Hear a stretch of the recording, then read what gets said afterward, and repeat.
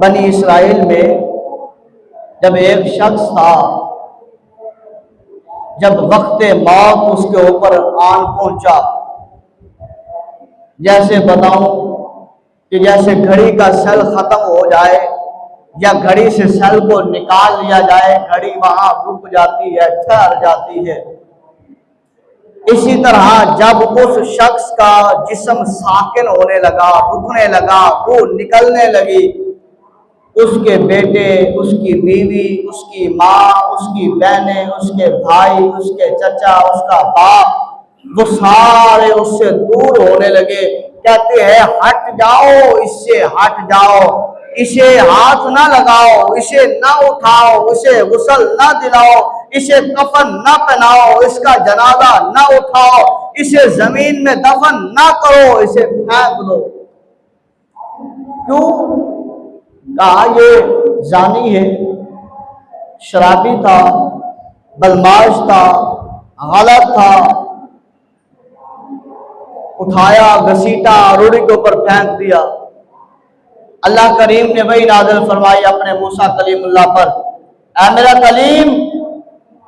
عرض کی یا رب جلیل حکم ارشاد فرمائیے۔ فرمایا کریم خدا نے کہ اے میرے کلیم جا فلاں بستی پہ چلا جا، اور وہاں پر جو ڈھیر ہے اس جگہ پر میرے بندے کو لوگوں نے پھینک دیا ہے، جا اسے غسل بھی دلا، اسے کفن بھی پہنا، اس کا جنازہ بھی پڑھا، اسے دفن بھی کر، اور ساتھ اعلان کر دے جو جو میرے اس بندے کا، میرے اس یار کا جو جو جنازہ پڑھنے کے لیے آئے گا، میں خدا اعلان کرتا ہوں میں اس کے گزشتہ گناہوں کو معاف کر دوں گا۔ بلند آواز سے کہہ دے سبحان اللہ، میں اس کے گزشتہ گناہوں کو معاف کر دوں گا۔ اب موسیٰ کلیم وہاں پر آتے ہیں، لوگ کہتے ہیں کلیم اللہ آپ اللہ کے نبی ہیں، اور اس کے بیٹے نے بھی اسے زمین پر پھینک دیا ہے، اس کی بہن نے بھی اسے زمین پر پھینک دیا ہے۔ حالانکہ کائنات میں مثال بیان کی جاتی ہے بھائی بھائی کی محبت کی، بہن کی بھائی کے ساتھ محبت کی، بیٹے کی ماں کے ساتھ محبت کی، اور ماں کی بیٹے کے ساتھ محبت کی، لیکن یہاں پر یہ بھی بتایا گیا ہے کہ جب اللہ اور اس کے رسول کا جو بندہ مخالف ہو تو چاہے وہ بیٹا ہو، چاہے وہ بھائی ہو، چاہے وہ باپ ہو، پھر اس سے وہ محبت نہیں کی جاتی، اسے پھینک دیا جاتا ہے۔ حضرت ابوبکر صدیق رضی اللہ تعالیٰ عنہ کی بات یہاں پر میں کرتا چلوں کہ جب آپ کا بیٹا ایمان لے کے آیا نا، اور دونوں باپ بیٹے ایک محفل میں اکٹھے ہوئے، ابوبکر صدیق رضی اللہ تعالیٰ عنہ کے بیٹے نے کہا بابا جان جب فلاں جنگ میں، جنگ احد میں یا بدر میں بابا آپ میرے سامنے آئے تھے نا، میں کفار کی طرف سے تھا، آپ مسلمانوں کی طرف سے، میری تلوار کے نیچے آپ آ گئے تھے، میں نے اس وجہ سے اپنی تلوار کو پیچھے کر لیا کہ میں خود یتیم ہو جاؤں گا، میری ماں بیوہ ہو جائے گی، بابا میں نے اس وجہ سے اپنی تلوار کو پیچھے کر لیا تھا۔ حضرت ابوبکر صدیق وہاں پر جلال میں آ جاتے ہیں، فرماتے ہیں بیٹا سن، تو نے تلوار کو پیچھے کھینچ لیا، خدا کی قسم میں جس محمد سے محبت کرتا ہوں اس کی جان کی قسم اٹھا کر میں کہہ رہا ہوں، اے کاش کہ اس وقت اگر تو میری تلوار کے نیچے آ جاتا تو میں صدیق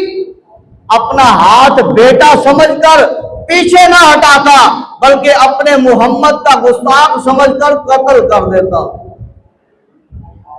تو فرمایا یہ محبت ہے، جب اللہ اس کے رسول کی محبت سامنے آ جائے تو پھر آگے اگر بیٹا ہے تو چھوڑ دیا جائے گا، ختم کر دیا جائے گا، اگر باپ ہے تو ختم کر دیا جائے گا، اگر بیوی ہے تو ختم کر دی جائے گی، اگر جو ہے بہن ہے تو ختم کر دی جائے گی۔ کیوں؟ اللہ اس کے رسول کی محبت سب سے پہلے ہے۔ فرمایا وہاں پر اب یہ شخص نہ اللہ اس کے رسول سے ان لوگوں کی طرح محبت کرتا ہے جس طرح لوگ نماز پڑھتے ہیں، باقی معاملات کرتے ہیں، اس وجہ سے بیٹا ہے، بیوی ہے، بہن ہے، بھائی ہے، باپ ہے، بھائی ہے، جو بھی ہے انہوں نے اٹھایا اور پھینک دیا۔ حضرت موسیٰ علیہ السلام گئے، اٹھایا اور اعلان کیا، لوگوں آؤ، جو اس کا جنازہ پڑے گا کریم خدا کی طرف سے اعلان ہے اللہ رب العزت اس کے گناہوں کو معاف فرما دے گا۔ اب لوگ آئے، اب غسل بھی ہوا، اب کفن بھی دیا گیا، اب اس کا جنازہ موسیٰ کلیم اللہ سے کلام کرنے والے جلیل القدر پیغمبر جن کے اوپر تورات جیسی عظیم کتاب نازل ہوئی ہے وہ پڑھا رہے ہیں، دعائیں بھی اپنے اپنے انداز میں، اپنے اپنے رنگ میں، اپنے اپنے مطابق انداز میں مانگ رہے ہیں، اور جنازہ ہوا، دفن کا معاملہ ہوا۔ سارے کہتے ہیں کلیم اللہ سمجھ نہیں آئی، بندہ بڑا گناہگار تھا، کلیم اللہ سمجھ نہیں آئی، اپنے بھی اس سے بیزار تھے، کلیم اللہ سمجھ نہیں آئی، اس کے خونی رشتے بھی اس سے جدا تھے، کلیم اللہ سمجھ نہیں آئی کہ یہ اللہ کے ہاں اتنا مقبول کیوں ہوا کہ کریم خدا نے اعلان فرما دیا جو جنازہ پڑے گا اللہ بخشش کا فرمانا جاری کر دے گا۔ موسیٰ کلیم اللہ کوہ طور پر آتے ہیں، اللہ سے کلام کرتے ہیں، عرض کرتے ہیں باری تعالیٰ اس بات کی سمجھ نہیں آئی وجہ کیا ہے اس بندے کی بخشش کا، صرف بخشش ہی نہیں بلکہ یہ بھی ساتھ اعلان کر دیا کہ جو اس کا جنازہ پڑے گا اس کی بھی بخشش کر دی جائے گی۔ اللہ فرماتا ہے میرے کلیم ہاں یہ ظاہر ہے کہ یہ بندہ نمازی نہیں تھا، یہ ظاہر ہے یہ بندہ زانی تھا، یہ ظاہر ہے یہ بندہ شرابی تھا، ہاں یہ ظاہر ہے یہ بندہ گناہگار تھا، پاپی تھا اور اس طرح کے معاملات کرنے والا تھا، پر اے میرے کلیم جب یہ طاعت اٹھاتا تھا جو میں نے تیرے پر نازل کی ہے، اور جبھی اس نے جس وقت جس دن اس نے تورات کو اٹھایا کھولا پڑھا، اس میں جب میرے حبیب کا، میرے محبوب کا، میرے نبی کا، میرے یار کا، جس کی قسمیں میں خدا نے اٹھائی ہے، جو چلے گا تو قسمیں میں خدا اٹھاؤں گا، جو پیے گا تو قسمیں میں خدا اٹھاؤں گا، جو سوئے گا تو قسمیں میں خدا اٹھاؤں گا، جو زمین پر آئے گا تو قسمیں میں خدا اٹھاؤں گا، جو زمین سے عرش پر آئے گا معراج کے لیے تو قسمیں میں خدا اٹھاؤں گا، جو کالی کملی اپنے کمبل پر، اپنے چہرے پر، اپنے سر پر اوڑھے گا تو قسمیں میں خدا اٹھاؤں گا، جو مسکرائے گا دندان مبارک کی چمک باہر آئے گی تو قسمیں میں خدا اٹھاؤں گا، جس کے سر کے اوپر تاج میں خدا پہنا کر بھیجوں گا پر قسمیں نبوت کے تاج کی میں خدا اٹھاؤں گا، جس کے سر پر رسالت کا صحرا پہنا کر میں خدا بھیجوں گا پر اس رسالت کے صحرے کی قسمیں میں خدا اٹھاؤں گا، جو حرم میں آئے گا قسمیں میں خدا اٹھاؤں گا، جو مکہ میں چلے گا تو قسمیں میں خدا اٹھاؤں گا، جو غار حرا میں آئے گا تو قرآن نازل میں فرماؤں گا، اور جو میدان احد میں آئے گا تو قسمیں میں خدا اٹھاؤں گا، اور جو صرف زمین پر آ کر سجدہ کر کے رب حبلی امتی کہے گا اور میں خدا فرشتے کو بھیج کر قسم اٹھا کر کہوں گا اے محبوب وَلَا سَوْفَ يُؤْتِيكَ رَبُّكَ فَتَرْضَىٰ، میں آپ کو اتنا دوں گا کہ آپ راضی ہو جائیں گے۔ کہ گویا ہر ادا کی قسم جس کی میں خدا اٹھاؤں گا نا،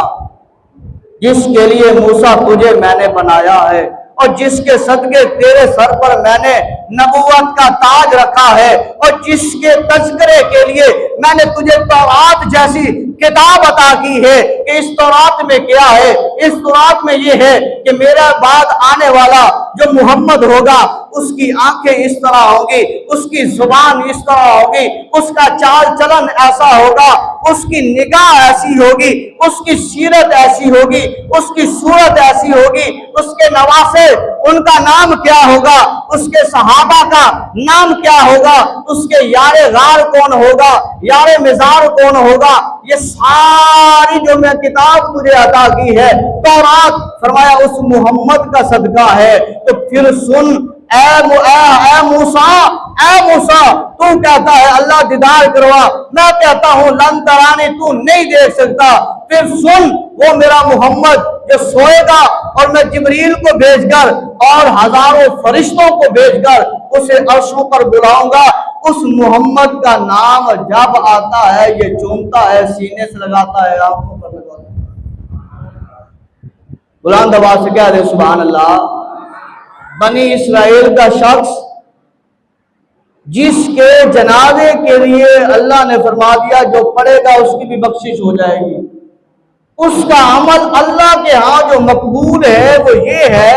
کہ وہ نام محمد کی تعظیم کرتا ہے, نام محمد کو چومتا ہے. اب یہاں پر ہم محمد کا نام چوم کر آنکھوں پر لگائیں تو کس کی محبت میں لگا رہے ہیں؟ حضور کی محبت میں. بلند آواز سے کس کی محبت میں لگا رہے ہیں؟ حضور کی محبت میں. تو کوئی بندہ یہ دیکھ کر جل جائے, مر جائے, راکھ ہو جائے, چہرہ اس کا بگڑ جائے, چہرے کے آثار بدل جائے, تو سمجھیں کہ یہ بندہ کیا ہے کہ جو حضور کا امتی نہیں ہے. جو بندہ بنی اسرائیل کا ہے اور وہاں پر بیٹھ کر جو محبوب محمد کا نام چوم رہا ہے, جس نے اس کا زمانہ نہیں پایا, جس نے وہ کلمہ نہیں پڑھا, وہ چوم رہا ہے, تو اللہ تعالیٰ اس کے ہاں اتنا اللہ اس کو مقام دے رہا ہے کہ بخشش کا پروانہ صرف اسی کے لیے نہیں بلکہ جو جو جنازہ پڑھے گا اس کو بھی بخش رہا ہے. کہ تیرے اور میرا مقام تو ان سے اعلیٰ افضل ہے. ہم تو سب سے زیادہ محبوب علیہ السلام سے محبت کرنے والے ہونے چاہیے. اور ابھی درس قرآن میں واقعہ گزرا ہے 2-3 دن پہلے کہ موسیٰ علیہ السلام اور خضر علیہ السلام کا سفر چل رہا ہے, اور جب اس بستی پر پہنچتے ہیں تو دیوار گر رہی ہے, تو حضرت موسیٰ علیہ السلام اور حضرت خضر علیہ السلام اس دیوار کو سیدھا کرتے ہیں. قرآن کا واقعہ 2-3 دن پہلے ہوا ہے. فرمایا موسیٰ علیہ السلام نے کہ یار انہوں نے یہ بندے ٹھیک نہیں ہے, بستی والے, انہوں نے مہمان نوازی نہیں کی, انہوں نے ادب احترام نہیں کیا, ہم اس دیوار کی بنانے کی اجرت لے لیتے. حضرت خضر علیہ السلام نے فرمایا نہیں, اس کے بنانے کی وجہ یہ ہے کہ اس کے نیچے ایک خزانہ رکھا ہوا ہے جو ان 2 بھائیوں کا ہے جو یتیم ہیں. اب پتہ چلتا ہے کہ جب پوچھا جاتا ہے, یہ قرآنی واقعہ یہاں تک بتاتا ہے کہ یہ 2 خزانہ جو ہے وہ یتیم بچوں کا تھا, ان کے باپ نے اس دیوار کے نیچے رکھا تھا. موسیٰ علیہ السلام خضر علیہ السلام نے اس دیوار کو سیدھا کیا ہے. اب وہ خزانہ کیا ہے؟ سونا ہے, ہیرے ہیں, جواہرات ہیں, مال ہے, پیسہ ہے, ٹکا ہے, یا کوئی کھانے کا گلا ہے؟ نہیں. حضرت عمر بن خطاب رضی اللہ تعالی عنہ خلیفۃ المسلمین حضور علیہ السلام کے پیارے مراد رسول, یعنی کہ جن کو اللہ کی پاک بارگاہ سے مانگ کے حضور نے لیا ہے, وہ فرماتے ہیں لوگوں سنو, اس دیوار کے نیچے نہ تو کوئی جو ہے وہ درہم تھے, دینار تھے, نہ کوئی جو ہے وہ پیسے تھے, نہ کوئی مال و دولت تھی. پوچھا گیا امیر المومنین کیا تھا, وہ خزانہ کیا چھپایا ہوا تھا